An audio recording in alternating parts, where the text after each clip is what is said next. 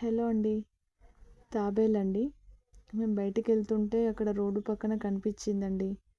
పాపం ఎండలో ఉంది రోడ్డు పైన. చూడండి ఒకసారి. ఫస్ట్ టైం అండి ముట్టుకోవడం. చాలా భయమేసింది. మీకు చూయిద్దామని ఈ వీడియో పెడుతున్నాను.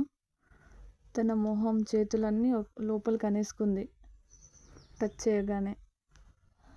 చూడండి. ఇక్కడ ముందు కాలువ ఉంటుందండి, అందులో వదిలేద్దాం అనుకుంటున్నాము. విష్ణుమూర్తి స్వామి యొక్క 2వ అవతారము ఈ తాబేలు.